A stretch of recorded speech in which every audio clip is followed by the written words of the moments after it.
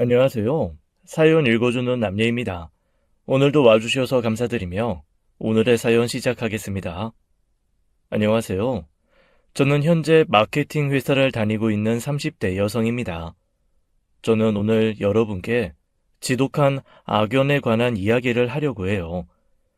대한민국 인구가 5천만 명이 넘는다는데 어떻게 그런 끔찍한 우연이 우리 가족에게 찾아왔는지 모르겠어요. 남자든 여자든 이성 친구나 배우자 잘못 만나면 인생이 어떻게 되는지 저희 자매는 그 사실을 너무 뼈저린 경험으로 알게 되었죠. 저에게는 아픈 손가락 같은 여동생이 있습니다. 평범한 20대를 보내던 여동생이 망가진 건 대학 때 만난 전 남자친구 때문이었어요. 처음 여동생이 뭔가 이상하다는 것을 안 것은 여동생이 4학년이 되던 해였죠. 저는 그때 호주에서 유학 생활을 하고 있었습니다. 저희 자매가 어렸을 때부터 함께 공유했던 꿈이 있는데 그게 바로 유학이었어요. 한 번쯤은 다른 나라에서 공부해보고 여러 나라 사람을 만나 다양한 경험을 나누어 보고 싶었거든요. 저는 계획대로 일찍이 유학 생활을 하던 중이었고 그때쯤 여동생도 유학 준비하고 있었어야 했습니다. 그런데 엄마 말을 들어보니 유학 생각이 전혀 없는 것 같다더라고요. 유학 생활이 여동생의 오랜 꿈 중 하나라는 것을 잘 알고 있던 저는 뭔가 이상하다고 생각했지요. 그래서 여동생에게 연락해 자초지종을 물어본 거예요. 수정아, 너 영국 안 가? 지금쯤 준비해야 하는 거 아니야? 언니, 나 유학은 잠깐 보류하려고. 왜? 졸업하자마자 가야지. 요즘엔 그것도 늦다고 하던데. 더 늦어지면 부모님도 부담일 거고. 그냥 생각이 좀 바뀌었어. 가끔 여행이나 가면 되지. 거기까지 가서 새로운 학교 생활에 적응할 자신도 없고. 졸업작품 준비만으로도 힘에 부쳐서 유학 준비까지는 힘들 것 같아. 그래도 너 어렸을 때부터 꿈이었는데 그걸 안 간다고? 정말 제대로 생각해 본 거 맞아? 응, 언니. 나도 많이 생각해보고 내린 결정이야. 진짜 가고 싶을 때 가는 게 낫지. 부모님 지원이 힘들어져도 내가 벌어서 가면 되니까 괜찮아. 걱정해줘서 고마워, 언니. 다른 사람들은 살다 보면 생각이 바뀔 수 있는 거 아니냐고 대수롭지 않게 생각했을 거예요. 하지만 여동생을 잘 알고 있던 저는 그렇게 생각을 바꾸게 된 계기가 너무 궁금했습니다. 여간에선 유학은 절대 포기할 수 없는 꿈이란 걸 잘 알고 있었거든요. 여동생은 예술대학을 진학했기에 졸업학기인 마지막이 정말 바빠요. 저는 그쪽 방면을 잘 모르다 보니 눈코 뜰 새가 없이 졸업작품 만드는 것만으로도 바쁘다는 말이 이해되지 않았어요. 그런데 밤 늦게까지 학교 작업실에 있다고 하기에 그냥 그렇구나 했습니다. 그때 여동생의 내면에 좀 더 귀를 기울였더라면 그런 비극이 일어나지 않았을 텐데 하는 후회가 있어요. 어느 날 여동생이 응급실에 실려갔다는 연락을 받은 건 그로부터 6개월이 지난 어느 날이었죠. 수연아, 놀라지 말고 들어. 어? 엄마, 무슨 일이야? 무섭게 목소리가 왜 그래? 수정이 지금 응급수술에 들어갔어. 응급수술? 무슨 응급수술? 갑자기 왜? 사고 났어? 그게... 엄마는 차마 말을 잇지 못했습니다. 여동생은 스스로 목숨을 끊으려 했다가 천만 다행으로 그 전에 발견되어 급하게 병원에 가게 된 거예요. 피를 너무 많이 흘려 어렵다는 의사의 말을 듣고서야 제게 연락했고 엄마는 자신에게 말하듯 제게 마음의 준비를 해두라고 했죠. 있을 수 없는 꿈속을 걷는 것처럼 머릿속이 새하얘졌습니다. 여동생이 그런 선택을 했다는 것도 목숨이 위험하다는 것도 뭐 하나 여동생에게 있을 수 없는 일이었으니까요. 여동생은 기적적으로 목숨을 붙잡고 있었습니다. 엄청난 양의 수혈을 받고서야 간신히 눈을 뜨게 됐다더라고요. 그 일로 저는 급히 귀국해 여동생을 만나게 됐는데 말도 못하게 수척해진 모습에 눈물부터 나오더라고요. 수정아, 대체 어떻게 된 일이야? 어? 대체 왜? 언니, 미안. 대체 왜? 네가 왜? 저는 대체 왜 그랬는지 그 말밖에 하진 못했고 여동생은 그저 미안하다고만 했죠. 그렇게 함께 여동생과 지내면서 알게 된 진실에 저희 가족은 경악할 수밖에 없었습니다. 그동안 여동생이 전 남자친구에게 잦은 폭행과 가스라이팅을 당하고 있었다는 거예요. 유학을 포기한 것도 다 그 전 남자친구가 못 가게 해서 안 간 거였습니다. 그 사실을 알게 된 엄마는 억장이 무너진다며 주저앉아 오열하셨고 아빠는 밖에서 줄담배를 피우셨죠. 저도 속상하기도 했지만 여동생에게 화도 나더라고요. 대체 네가 뭐가 부족해서 그런 남자애를 만나? 처음부터 너한테 손을 댔으면 끝냈어야지. 왜 일을 이 지경까지 끌고 와? 너 진짜 정신 나갔구나. 어떻게 남자 때문에 부모님 가슴에 대못을 박아? 미안해. 미안하단 소리 좀 그만해. 내가 너한테 사과하래?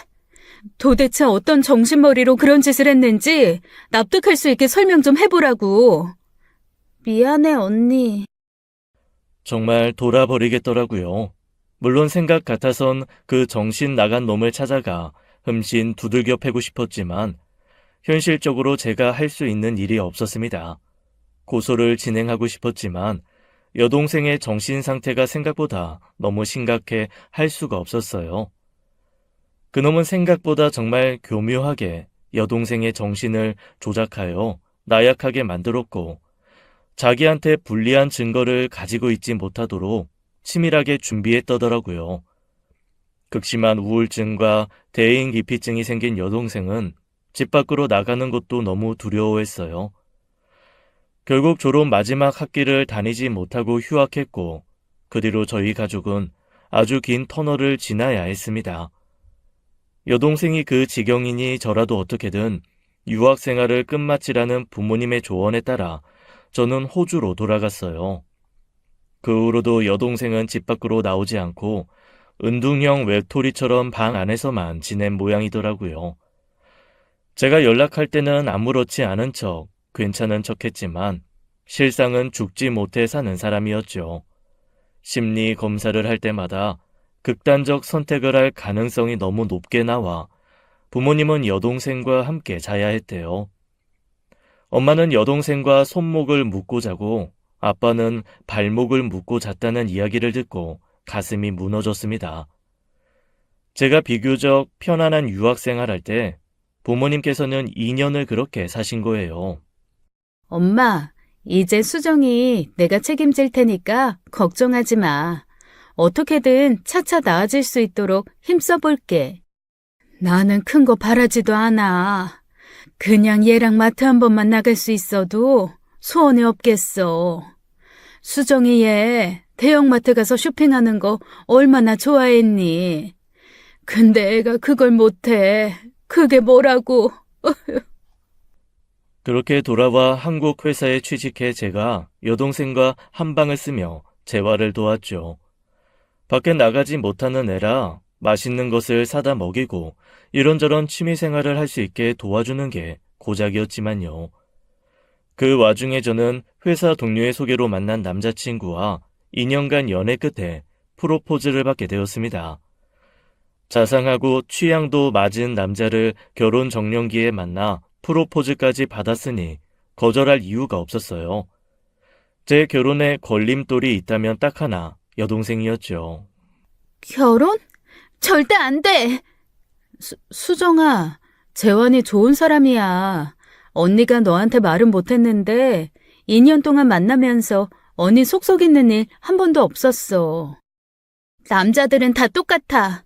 결국 본성 숨기고 있다가 뒤에서 뒤통수 치는 종족이라고. 내가 뭘 했어? 남자 만나지 말랬잖아. 왜 나한테 말도 없이 남자를 만나? 수정아, 네 마음은 이해해. 네가 언니 얼마나 생각하고 있는지 잘 알아. 근데 걱정하지 마. 언니 진짜 잘 살 거야. 언니 그렇게 멀리 가는 것도 아니야. 언니, 내가 잘 알아. 남자들? 달도 별도 다 따줄 것처럼 굴다가 수 틀리면 끝나는 거라고. 언니, 제발, 제발 결혼하지 마. 결혼하면 언니 죽어. 언니 없으면 나 못 살아, 정말로. 여동생은 제 결혼 소식에 화도 냈다가 빌어도 보고 별짓을 다해 결혼을 막으려고 했지요. 그러다 보니 저도 마음이 편하지 않았어요. 여동생이 두 팔 벌려 환영한데도 아픈 여동생을 부모님께 맡기는 것 같아 마음이 불편한 상황이었거든요. 5년이라는 시간이 흐르며 처음보다야 많이 좋아지긴 했습니다. 모자나 선글라스를 눌러 쓰고 가벼운 외출에 가는 것도 가능해질 만큼이요. 하지만 새로운 관계를 형성하거나 외출할 때 남자만 가까이 와도 흠칫 놀라고 심할 때는 공황 발작을 일으키기도 해요. 그런 여동생을 두고 결혼이라니 과연 그게 옳은 일인가 싶던 차에 반대까지 하니 저도 자신이 없어졌죠. 그런데 아빠가 조용히 저만 불러 그러시더라고요. 수연아, 수정이 말은 듣지 말고 결혼해라. 하지만 아빠, 수정이가 저렇게 반대하는데 섣불리 내가 결혼했다가 또 발작이라도 일으키면 어떡해. 그렇다고 평생 너도 혼자 살 거야. 수정이가 남자 공포증 가져 평생 혼자 산다고 하면 그건 어쩔 수 없는 일이야. 하지만 너까지 그러면 아빠 가슴 아파 못 살아.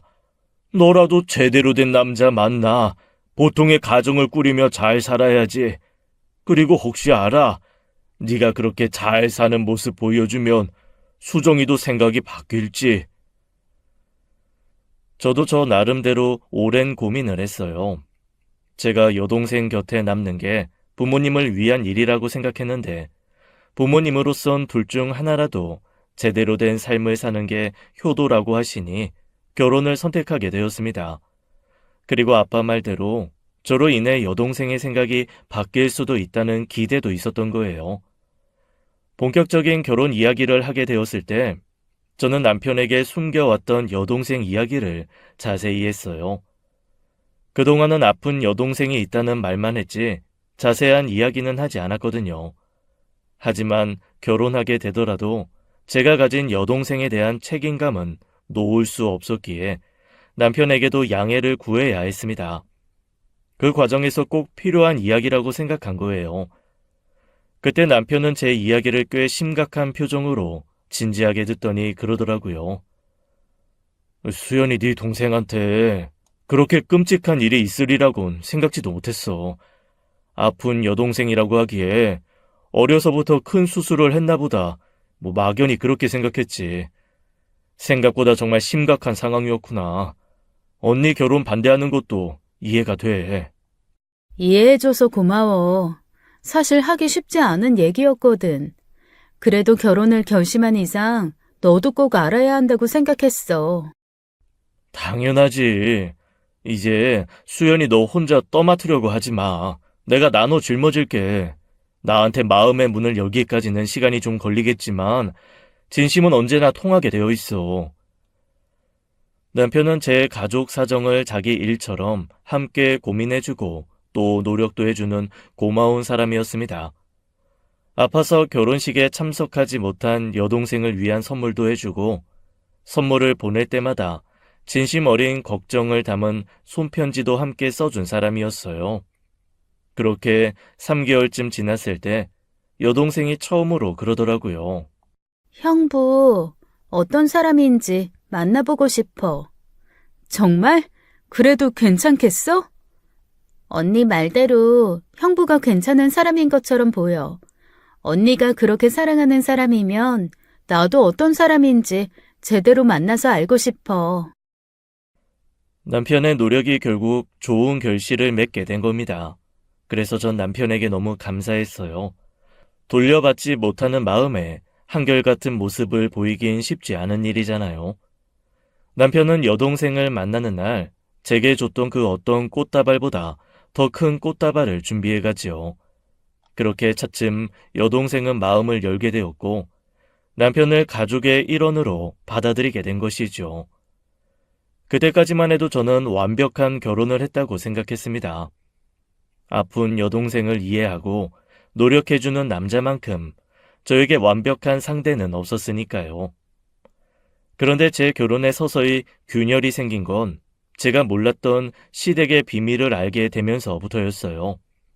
시댁에 머물다 우연히 남편 방에서 어린 시절 가족 사진을 발견했는데 애 하나가 더 있는 거예요.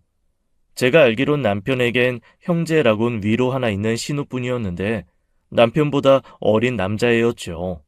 여보, 이 아이는 누구야? 이거 가족 사진 아니야? 어? 아하, 그게 사촌 동생이야. 사촌 동생? 누가 봐도 사진관에서 찍은 가족 사진인데 사촌 동생이 가족 사진을 같이 찍어? 어렸을 때 우리 집에 머물면서 자식처럼 키운 애라 그래. 근데 왜 나한테 말을 안 했어? 결혼식에 왔던 사촌 중에 누군데? 안 왔어. 커서는 사이가 소원해줘서. 누가 들어도 수상한 변명이 섞인 대답이었습니다. 아무래도 남편이 뭔가 숨기고 있다는 생각이 들어 은근슬쩍 시아버지께 사진을 가져다 물었다가 진실을 안 거예요. 응? 이 사진을 어디서 났냐? 재환 씨 방에서 찾은 거예요. 도련님은 어디 가신 거예요? 그게 말이다. 너를 속이려고 속인 건 아니야. 우리도 이 녀석 때문에 골치가 좀 많이 아팠다. 그럼 정말 재환 씨한테 남동생이 있다는 말씀이세요? 미안하다, 아가. 우리도 다 사정이 있었어. 시아버지께서는 저는 숨기기 힘든 일이라고 생각했는지 순순히 입을 열었습니다. 시동생은 어려서부터 문제아였답니다. 신우나 남편은 곧잘 칭찬도 받아오고 문제 일으키는 법이 없었던 반면 시동생은 툭하면 누구를 때려다 어디서 물건을 훔쳤다는 연락을 지겹게 받았대요. 어떻게 해서 무늬만 대학인 학교까지는 보냈는데 성인이 되니 그 막무가내 행동은 더 심해졌던 것이죠. 허구한 날 와서 차 사달라, 사업하게 돈 달라는 통에 결국 절연한 상황이라고 한숨을 거듭하며 고백하셨죠. 듣다 보니 절연할 만하다 싶으면서도 가족이 될 사람에게 숨기기까지 할 일인가 싶어 좀 서운하더라고요. 제가 사진을 발견했는데도 끝까지 사촌 동생이라고 숨기려고 한 남편의 태도도 조금 실망스럽고요. 하지만 제 아픈 동생을 이해해준 사람이기에 그런 걸로 서운함을 표현하기가 쉽지 않았습니다. 그래서 그냥 그러려니 하고 넘어간 것이었어요. 누구나 숨기고 싶은 가정사 하나쯤이 있지 않나 그런 마음으로요. 앞으로 만날 일 없는 사람이라는데 굳이 제가 신경을 쓸 이유도 없었고요. 그런데 돌연 절연했다던 시동생이 나타나면서 전환점이 생긴 거예요. 그날은 모처럼 부산에서 일하던 신우가 올라와 다 함께 식사를 하던 날이었습니다. 온 식구가 다 집안에 있는데 비밀번호 도어락 누르는 소리가 들리는 거예요.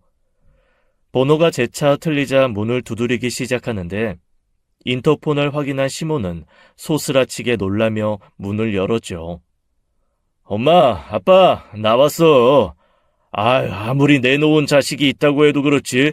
어떻게 집 비밀번호를 바꾸냐? 네가 갑자기 무슨 일이냐? 온다는 연락도 없었잖아. 엄마 많이 놀랐나 보네. 내가 엄마 아빠 좋아하는 선물 잔뜩 사왔으니까 좀 반겨줘. 못 보던 분이 계시네? 형 결혼했어? 인사해라. 네 형수야. 수연아, 그때 말한 내 동생. 안녕하세요, 도련님. 예, 안녕하세요. 형이 내 이야기를 하긴 했나 보네. 나도 인사시킬 사람 있는데. 야, 들어와. 그동안 베트남에서 사업을 하고 있다던 시동생은 2년 만에 베트남에서 여자를 데리고 들어왔더라고요. 베트남 여자인가 했더니 어려서 부모님 사업으로 베트남에서 살고 있는 한국인 여자였어요. 시동생이 통역사로 고용해 직원으로 데리고 있다가 연인이 되어 결혼 허락을 받기 위해 온 것이었죠. 갑작스러운 방문도 모자라 갑작스럽게 두 번째 예비 며느리를 보게 된 시부모님은 복잡한 감정인 것 같았습니다. 절연까지 해 연락도 끊고 살았던 아들이 돌아왔다는 기쁨과 언제 또 사고를 칠까 싶은 불안감 같은 거요. 그렇게 베트남으로 돌아가기 전까지 시동생 예비 부부가 시댁에서 머물게 된 거예요. 저는 그동안 그래도 시동생이라도 저는 인간적인 대우를 하려고 노력했습니다. 그런데 하는 행동이며 제게 툭툭 던지는 말투며 저를 대하는 껄렁한 태도가 마음에 들지 않더라고요. 형수는 형 어떻게 만났어요? 회사 동료 소개로 만났어요. 우리 형 재미없지 않아요? 완전 샌님이라 놀 줄도 모르는데 형이 밤에는 잘해요? 네? 하하하, 농담. 내가 예전부터 형 사는 거 보고 그거라도 잘해야지 결혼하겠다 싶었거든요. 실없이 던지는 말들은 거의 저질 농담 같은 것들이었고 그렇다고 시부모님께 잘하는 것도 아니었습니다. 뭐 하나 거두는 것도 없으면서 밥 때 되면 밥 언제 주냐, 반찬이 이것밖에 없냐 투정도 하고요. 그래도 자기가 금이 환영한 거라며 시부모님께 두둑한 봉투를 줬는데 그걸로 자기 할 일은 다 했다는 듯이 구는 것도 꼴보기 싫었죠. 전엔 어느 수준의 문제아였는지는 몰라도 제가 보기엔 현재도 만만찮을 것 같은데 시부모님 생각은 달랐습니다. 그것도 개과천선한 거라고 이제 좀 마음 잡고 사람답게 사는 것 같다며 내심 안심하셨거든요. 시동생도 시동생이지만 문제는 그 예비 동서가 될 사람이었어요. 어려서 베트남으로 간 뒤 대학까지 거기서 나왔다던 예비 동서는 사실상 한국말 잘하는 베트남인이었습니다. 한국도 거진 15년 만에 들어봤다고 하더라고요. 그러니 한국에 대해 아는 건 거의 없어 밖에 혼자 다닐 줄도 몰랐어요. 시어머니께서는 그런 예비 동서를 제가 챙겨주길 바라셨죠. 아가, 네가 지수 좀 잘 챙겨줘라. 지수 저게 무늬만 한국인이지 아는 게 하나도 없다잖아. 모처럼 한국에 왔는데 뭐 할 줄도 모르고 네가 데리고 나가서 같이 좀 놀아줘. 나보다 너랑 가는 게 쟤도 더 좋지 않겠어? 솔직히 시동생 생각하면 내키지 않는 일이었어요. 게다가 예비 동서도 성격이 그렇게 부침성 있고 좋은 건 아니라서 다가가는 게 쉽지도 않았고요. 하지만 시어머니께서 그렇게 부탁하시니 좋은 게 좋은 거라는 마음으로 한 겁니다. 남편이 제 여동생에게 하던 말이에요. 지수 씨라고 부르는 게 좋겠어? 동서라고 부르는 게 좋겠어? 아무거나 괜찮아요. 아, 그럼 그냥 지수 씨라고 할게. 동서라고 하기엔 좀 이르니까. 지수 씨도 편하게 언니처럼 생각하고 돼. 네. 저도 회사 생활하면서 낯을 많이 가리는 후임들 교육으로 나름의 짬밥이 있는 사람인데도 시댁 식구는 어렵더라고요. 게다가 무슨 말을 해도 단답형의 질문도 없이 그저 따라다니기만 하니 재미도 없고 기운만 빠지고요. 거기다 점심을 먹든 카페를 가든 은근히 입도 닫고 지갑도 닫고만 있는 게 영 못마땅했죠. 보통 밥을 얻어먹었으면 빈말이어도 커피는 사겠다고 할 수 있잖아요.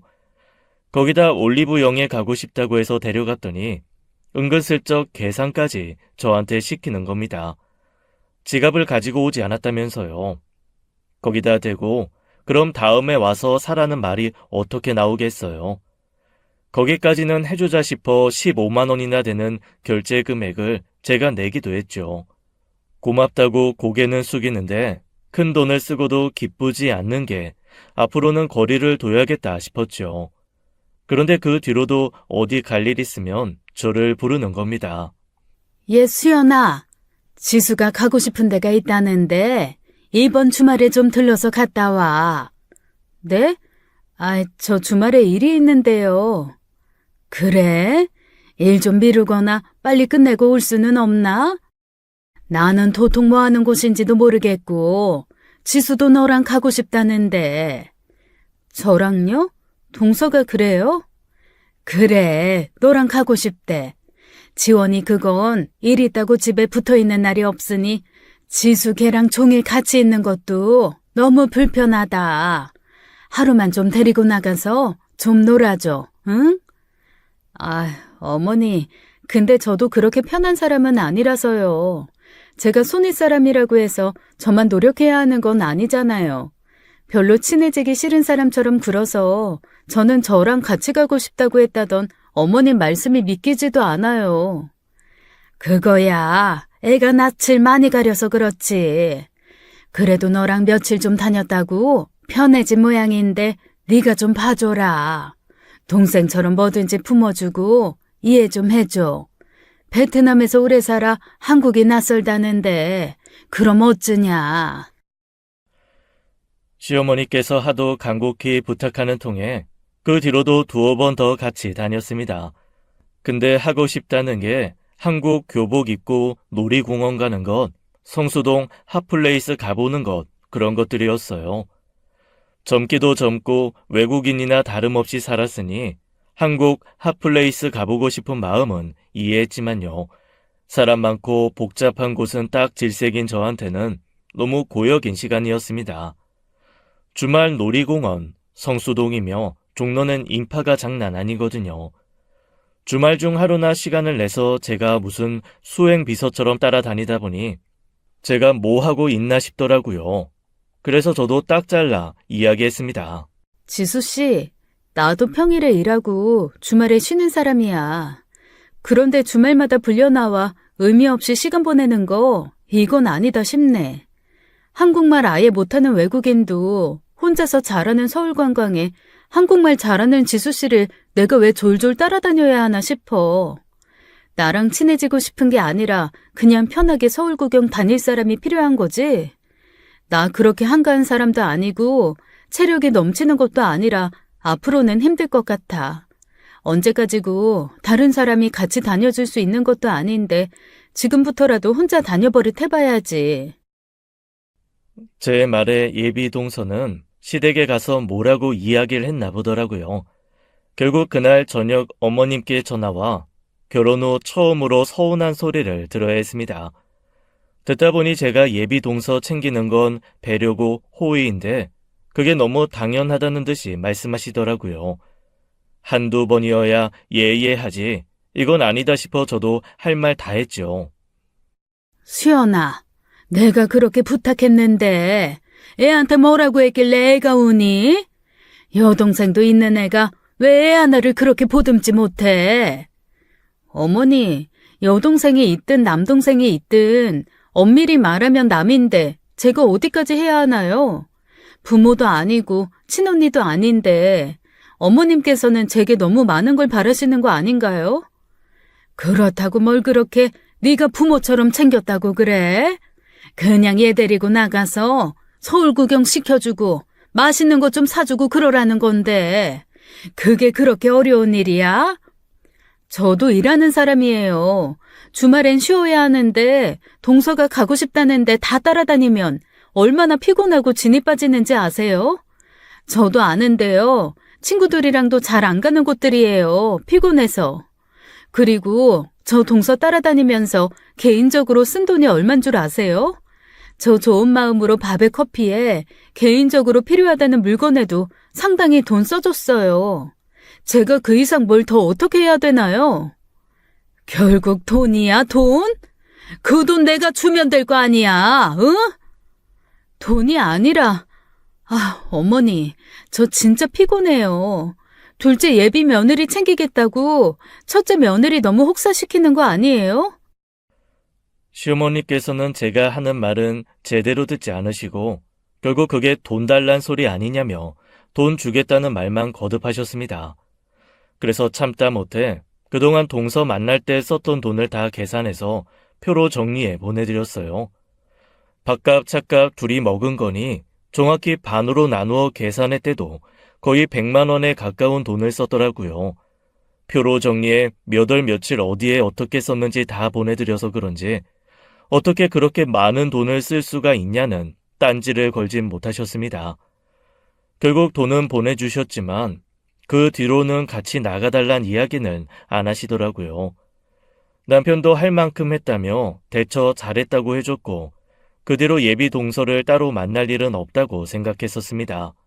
그런데 제가 예비 동서와 손을 잡아야만 하는 일이 생기고야 만 것입니다. 그러던 어느 날이었어요. 시동생과 예비 동서가 베트남에서 한국으로 온 지 2달이 조금 넘을 때였죠. 퇴근 후 남편과 유튜브 영상을 보고 있는데 예비 동서로부터 연락이 온 거예요. 솔직히 달가운 연락은 아니라 받지 않으려고 했지만 그 시간에 연락이 온 게 이상해 받게 되었습니다. 여보세요? 언니, 저 좀 도와주세요. 지수씨, 무슨 일이야? 저 좀 살려주세요. 제발, 저 좀 살려주세요. 어머, 지수씨, 왜 그래? 무슨 일인데 그래? 진정하고 말해봐, 어? 동서는 전에 없이 다급한 목소리로 울면서 이야기했고 저는 너무 놀라 그 자리에서 벌떡 일어났죠. 무슨 일인지 두서없는 말만 반복하며 힘들어하기에 일단 저희 집으로 오게 한 거예요. 저는 동서의 얼굴을 보자마자 화들짝 놀랐습니다. 입술이 터지고 한쪽 얼굴이 눈에 띄게 빨갛게 부어 있었거든요. 보자마자 직감적으로 시동생이 한 짓이라는 걸 알았죠. 저는 살면서 누군가에게 맞은 사람의 얼굴을 처음 본 것이었어요. 봤어도 초등학교 때 심하게 다툰 남자 아이들 상처나 봤지 남자한테 맞은 여자 얼굴은 처음 봤거든요. 제가 맞은 것도 아닌데 심장이 뛰고 손이 다 떨리더라고요. 왜 그래? 설마 도련님이 그런 거야? 제 물음에 예비 동서는 흐르는 눈물을 연신 훔쳐 닦으며 고개를 끄덕였습니다. 알고 보니 시동생의 폭행은 상습적이었더라고요. 베트남에서부터 끊임없이 가스라이팅을 하면서 도망가지 못하게 붙들어 놓고 그래도 말을 듣지 않으면 주먹을 휘두른 거예요. 저는 그 말을 듣는데 심장이 떨려 들을 수가 없었습니다. 그도 그럴 것이 제 여동생이 떠올랐거든요. 제가 유학 생활을 하며 아무것도 모르고 있을 때 여동생도 이렇게 전 남친에게 맞고 공포에 떨었을 시간이 있었을 거라고 생각하니 눈앞이 아찔했어요. 탐탁찮게 여겼던 예비 동서가 오래전 제 여동생과 겹쳐 보이며 보호해야겠다는 생각이 들었죠. 가족들 도움을 받던지 공안에 신고라도 해서 어떻게든 했어야지. 결혼하겠다고 한국까지 쫓아와? 인생 망치려고 작정했어? 가족들도 사람 시켜 다 죽여버리겠다고 협박해서 어쩔 수가 없었어요. 그 사람 정말 무서운 사람이에요. 도망칠 수가 없었어요. 가만히 듣고만 있던 남편도 절대 참을 수 없다며 그 길로 시댁으로 달려갔어요. 남편이 단판을 지을 동안에도 예비 동서는 이따금 사시나무 떨듯 몸을 떨었죠. 날이 추운 것도 아닌데 바들바들 떠는 게 안정제가 필요할 것 같아 응급실에 가야 했어요. 만일을 대비해 그런 기록을 남기는 것도 중요하다는 생각도 들었거든요. 안정제 처방을 받고 나서야 한결 편안해진 예비 동서 얼굴을 보니 시동생에게 이루 말할 수 없는 혐오감이 들었습니다. 제 여동생 인생을 망쳐놓은 그 개차반 같은 인간 쓰레기가 제 주변에 있다니요. 지수씨, 어떻게든 베트남으로 돌아가. 가서 부모님께 말씀드리고 어떻게든 대처를 해. 결국 끝까지 저 찾아올 텐데요. 제 잘못이라고 할 거예요. 제가 말을 안 들어서 생긴 일이라. 무슨 말을 안 들었는데? 그 사람이 현재 업체와 협상을 위해서 자료조사 해놓으라는 게 있었는데 제가 안 해놨어요. 뭐? 지수씨, 행여 그게 지수씨가 업무적으로 잘못한 일이라고 해도 그게 폭력을 정당화할 수는 없어. 지수씨 그거 몰라? 세상에 맞을 짓이라는 건 없어. 폭력은 무조건 나쁜 거야. 지수씨가 일을 안 해서 문제가 생겼다면 해고나 법적으로 따져 물으면 그만이지.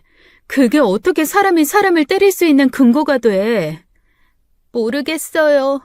그냥 그 사람이 화난 얼굴을 하고 제 앞에 서 있으면 머리가 텅 빈 것 같고 그냥 제가 죄인이 된 것만 같은 기분이 들어요. 예비 동서는 다시 두려움에 떨며 울기 시작했습니다.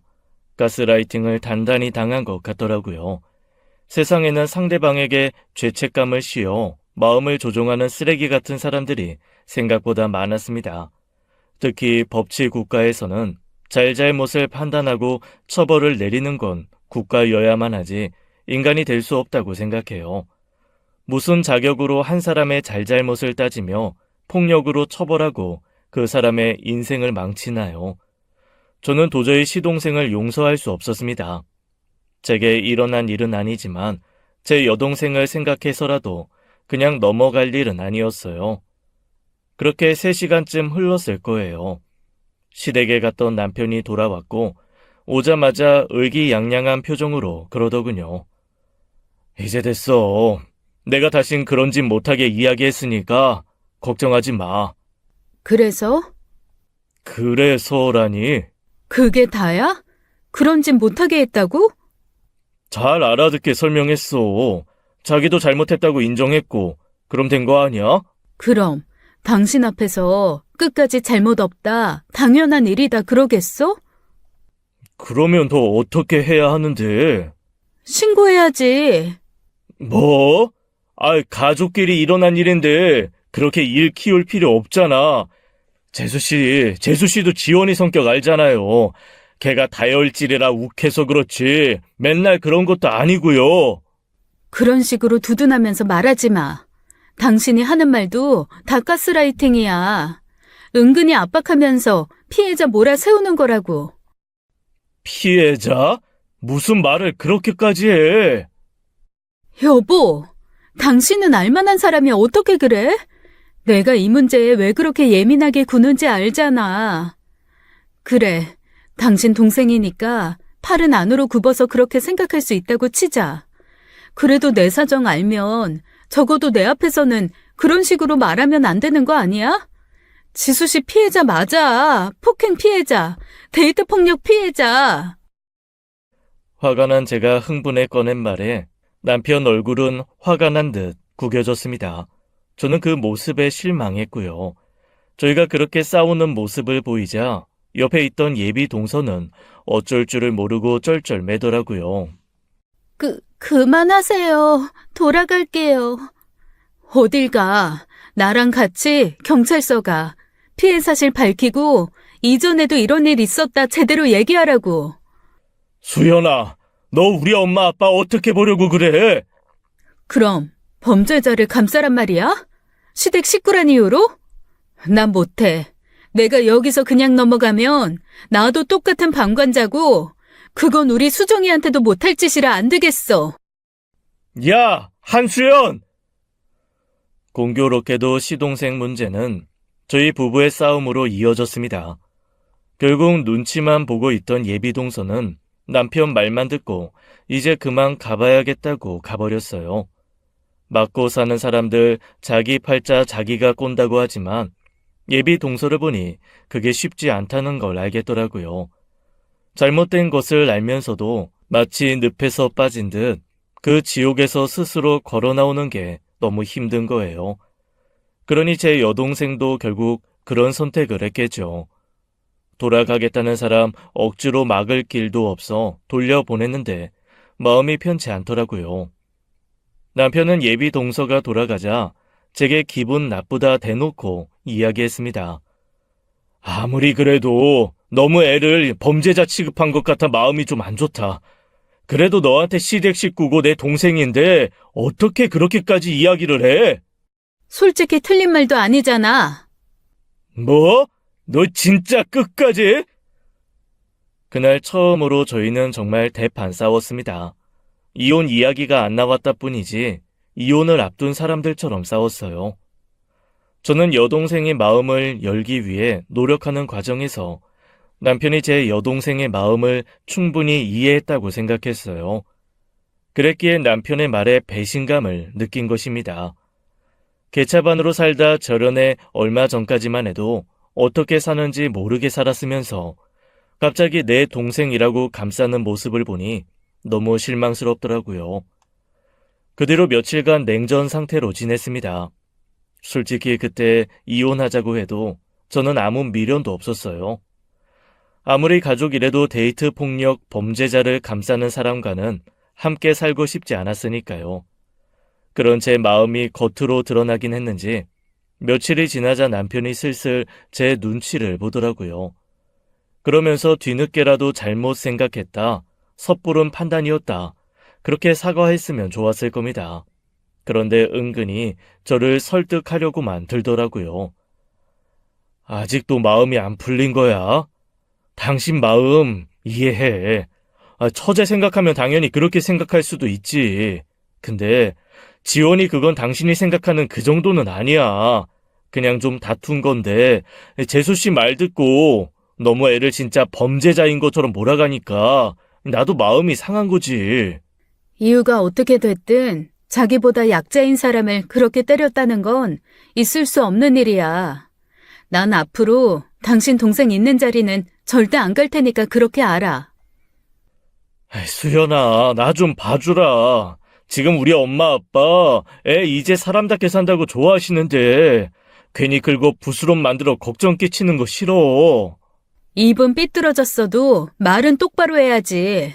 자기 여자친구 패고 사는 게 사람답게 사는 거야? 그것도 자기 와이프 될 사람을? 제 말에 남편은 꿀먹은 벙어리가 되더라고요. 생각이 제대로 박힌 사람이면 거기다 대고 무슨 말을 하겠어요. 그렇게 한동안 시댁이랑 거리를 두고 지냈는데 시아버지 생신 때문에 어쩔 수 없이 자리에 참석하게 되었습니다. 시동생은 지난 일이 있어 그런지 은근히 제 눈치를 살피더라고요. 때와 장소를 가리지 않고 은근히 저질 농담을 하던 것도 멈추고 인사만 하고 아는 체도 안 했죠. 저는 그 뒤로 예비 동서가 어떻게 지냈나 괜찮은 건 맞나 걱정이 되었습니다. 그런데 예비 동서는 제가 뭘 물으려고 하면 은근히 자리를 피하더라고요. 그러면서 자꾸 시동생 눈치를 살피는 게 마치 미리 뭔가 지시라도 받은 사람 같았죠. 이대로는 안 되겠다 싶어 예비 동서가 주방에서 설거지하고 있을 때 다가가 팔꿈치 쪽을 잡았습니다. 그런데 짧은 비명을 내지르며 그릇을 놓치고 말았어요. 미안. 근데 그렇게 세게 잡은 거 아닌데. 지수 씨, 혹시 여기 아파? 만지지 마세요. 잠깐만 손 좀 이리 줘봐. 어디 봐. 왜 이러세요? 저는 싫다는 예비 동서 팔을 걷어 올렸다가 매우 놀랐습니다. 팔에 보랏빛으로 변한 멍이 들어 있었거든요. 한눈에 봐도 생긴 지 얼마 되지도 않은 것들이었고 단순 멍이 맞나 싶게 아파하는 모습을 보며 보통 일이 아니라고 느꼈죠. 도련님이 그런 거야? 어디 봐. 세상에, 안 되겠다. 병원 가자. 그러지 마세요. 그 사람 알면 저 죽어요. 내가 도와줄게. 내가 책임지고 지수 씨 베트남 집으로 보내줄 테니까 내 말대로 하자. 어? 지금 도망치지 않으면 평생 이 폭력 속에서 살아야 돼. 나 그냥 하는 말 아니야. 지수 씨가 내 동생 같아서 그래. 실은 내 동생도 지수 씨처럼 데이트 폭력당하고 스스로 목숨까지 끊으려고 했었어. 네? 그게 사실이에요? 그래서 내가 지수 씨 사정 외면하기 힘든 거야. 나라고 남의 일에 이렇게까지 끼어들고 싶겠어? 내 동생이 어떻게 그 지경이 됐는지 아니까 외면하기 힘든 거야. 내가 도와줄게. 나만 믿어. 알았지? 말은 그렇게 했지만 제가 예비 동서를 제대로 도와줄 수 있을지 확신은 없었습니다. 하지만 그렇게 단호하게 말하지 않으면 예비 동서가 저를 믿지 않을 것 같았어요. 일단 저는 두 분이 계신 안방으로 들어가 조심스레 말씀을 드렸죠. 시부모님 두 분께서 이 문제를 정확하게 알고 계셔야 한다고 생각했으니까요. 그런데 두 분의 반응은 너무도 뜻밖이었습니다. 어머님, 아버님, 도련님께서 지수 씨한테 손대는 거 아세요? 응? 아유, 그거 그냥 별거 아니야. 애가 뭘 좀 잘못해서 따끔하게 혼낸 거라더라. 네? 어머니, 따끔하게 혼낸 거라뇨. 그거 엄밀히 말해 폭력인데 왜 그렇게 가볍게 말씀하세요? 그 순간 어머님은 제 허벅지를 찰싹 때리며 바짝 다가와 조용히 호통을 치시더라고요.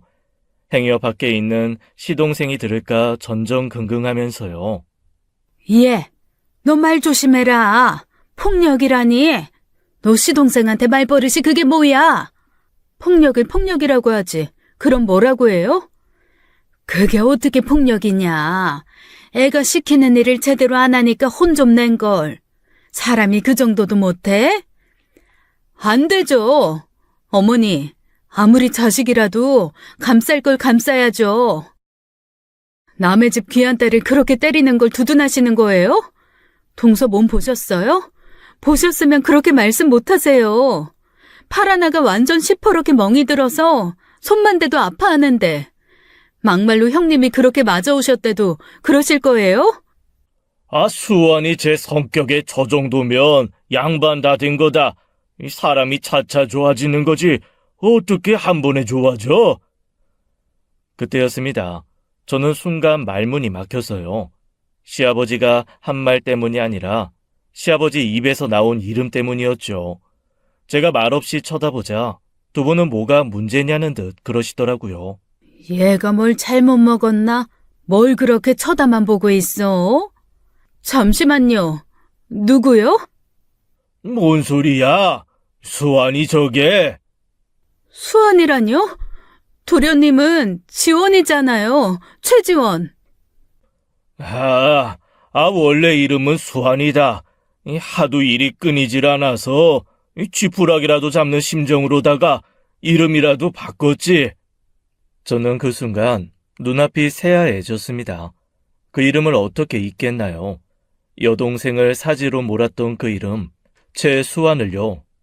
저는 뭔가 잘못돼도 단단히 잘못됐다는 생각이 들었어요. 그래서 재차 물었습니다. 그러니까 도련님 이름이 원래는 최수환이었고 개명했다는 거네요? 언제요? 그건 왜 묻니? 언제요? 얘가 미쳤나? 3년 전이다 왜? 그때 안방에서 제 목소리를 들은 남편이 들어오더라고요. 저는 남편을 제치고 나가서 시동생에게 단도직입적으로 물었습니다. 저기요, 도련님. 예? 혹시 한수정이라고 알아요?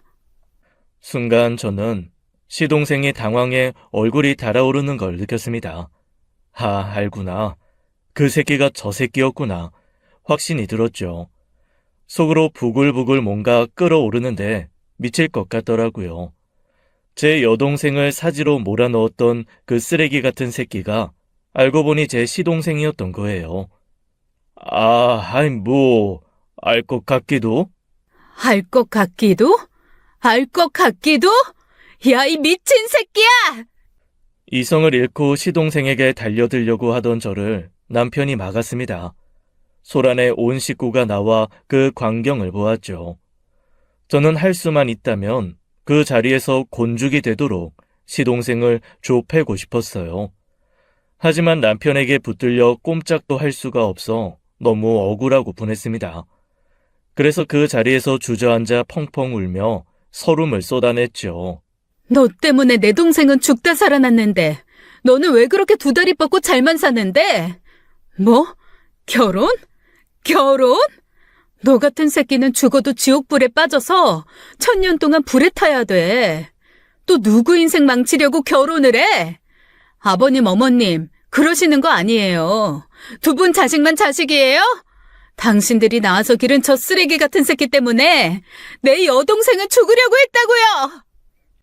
알고 보니 자기 둘째 아들이 며느리 동생과 만났고 그로 인해 사돈 처녀가 죽을 고비까지 넘겼다는 사실을 두 분에게도 충격이었던 모양입니다. 아무것도 모르고 있었던 모양이더라고요.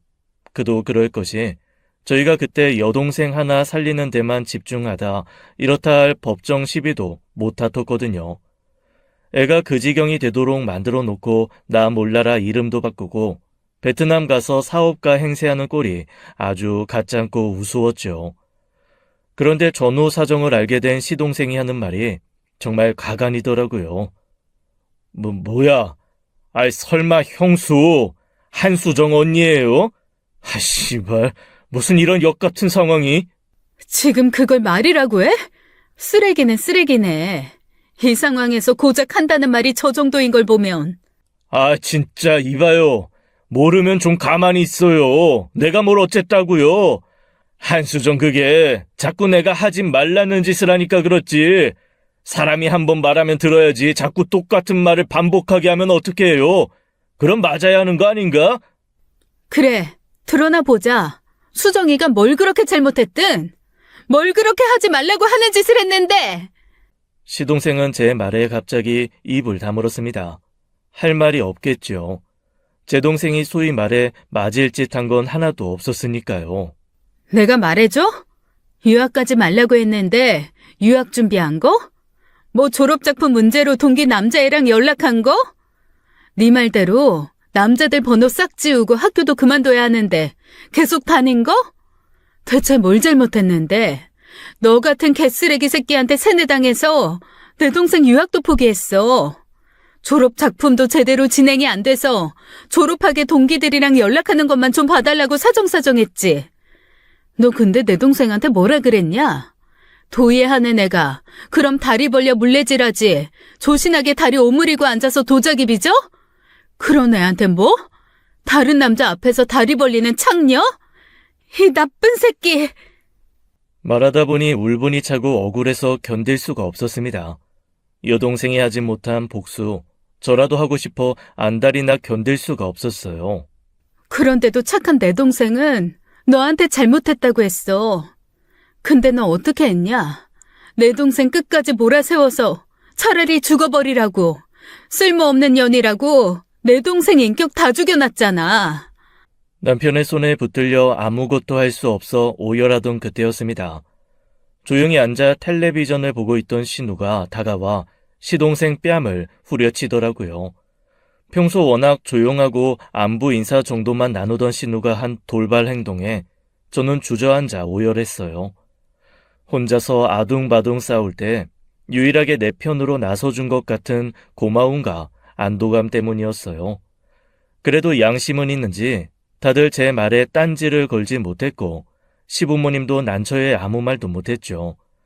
저는 그 길로 동서를 데리고 시댁을 나갔습니다.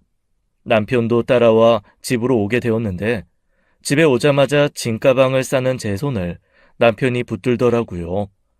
뭔데? 뭐 하는 거야? 이혼해. 수연아! 절대 못 살아. 소름 끼쳐. 악마가 따로 없어. 당신 나 속인 거야. 몰랐어. 나 수환이 문제 그렇게 자세히 알지도 못한다고. 처제가 만난 남자가 내 동생일 거라고 어떻게 생각하겠어? 그럼 처음부터 왜 속여? 그런 개체반 같은 남동생이 있다. 남동생 개명했었다. 왜 솔직하게 말하지 않았는데? 솔직히 알게 모르게 우리 집에서 최수환이라는 이름 들었잖아. 듣고도 모른 채 한 거잖아. 그건 설마 한 거야. 설마 내 동생이랑 처제가 그렇게 얽혀 있을 거라고 생각했겠어? 세상에 최수환같이 흔한 이름이 어딨다고. 난 절대 이혼 못해. 내가 잘못한 일도 아닌데 왜 내가 이혼을 해? 사기 결혼이야. 내가 아무리 당신이 좋았어도 당신이 그 새끼 형이란 거 알았으면 내가 결혼했을까? 아니, 당신이 백만장자여도 난 안 했어. 지수씨, 가자. 우리 친정에 가 있어. 야, 한수연! 이거 나! 야, 솔직히 말하면 처제 잘못도 있었던 거 아니야? 뭐? 남자친구가 하지 말라는 행동하는 건데 수환이 걔도 오죽 답답했으면 손찌검했겠냐고. 처제도 적당히 수환이한테 맞춰줘. 저는 참지 못하고 남편의 뺨을 후려쳤습니다. 마음 같아선 2대, 3대도 더 올려칠 수 있었어요. 하지만 그 자리에서 참은 건 손끝도 닿고 싶지 않은 불쾌한 감정을 느꼈기 때문이죠. 맞을 짓은 이런 걸 두고 하는 말이야. 반드시 폭력이 필요한 일이 있다면 바로 이 순간이겠지. 닥치고 가만히 기다려. 그 길로 친정에 간 저는 부모님께 이 모든 사실을 털어놓고 이혼하겠다 했어요. 여동생 모르게 조용히 이야기하려고 했는데 여동생이 그 이야기를 듣게 되면서 공황 발작을 하며 쓰러져 실려갔고 그것을 고스란히 지켜본 예비동서, 아니 지수 씨는 큰 결심을 내려주었습니다. 신고할게요. 정말이야? 벗어나고 싶어요. 그 악마 같은 사람한테서. 부모님께서는 여자를 위해 변호사를 고용해 주셨습니다. 콩밥만 먹이게 할 수 있다면 성공 보수를 1.5배 주시겠다 약속까지 하면서요. 어떻게 보면 남일이었지만 어떻게 보면 우리 집안의 일이었어요. 그렇게 지수 씨와 전 시동생의 법적 싸움이 시작되는 동안 저는 이혼 소송을 했습니다. 혼인 무효 소송을 하고 싶었지만 좀 더 유리한 싸움을 선택한 거예요. 결국 이 일을 처음부터 알고 있었더라면 결혼이 성립되지 않았을 거라는 점을 인정받게 되어 제가 승소했지요. 전 남편은 끝까지 이혼을 원하지 않는다며 무릎을 꿇고 빌기도 했지만 저는 그 어떤 동요도 되지 않았어요. 전 남편이 제 편을 들었더라면 사정은 달랐을지도 모르죠. 하지만 전 남편에게 있어서도 자기 동생은 아픈 손가락 중 하나였고 저는 제 아픈 손가락을 지킨 것뿐이지요. 전 시부모님께도 연락이 와 제발 합의 좀 하게 해달라고 사정하시는데 뻔뻔하다는 생각만 들더라고요. 예, 그래도 이건 아니지 않니? 이제 좀 정신 차리고 사는 애를 감옥에 보내면 애가 그 반발심이 들어서 앞으로 제대로 살겠어? 위험한 생각을 하게 될지도 모르잖아. 무슨 위험한 생각이요? 어머니, 그거 지금 협박이에요. 어머님도 법정에 서고 싶으세요? 뭐야? 자식 생각해서 한 소리 한 걸 가지고 무슨 협박이라고 몰아세워? 이야, 수연이 너 진짜 무서운 애구나. 저 눈에 보이는 거 없어요. 감옥 갔다 와서 해코지라도 할까봐. 그게 두려웠으면 시작도 안 했을 거예요. 할 테면 하라고 하세요. 가만히 있나? 또 넣고 또 넣어서 지옥 끝까지 쫓아가 줄 테니까. 그렇게 끈질긴 싸움 끝에 저희 가족은 지수 씨의 승소를 이끌어냈습니다.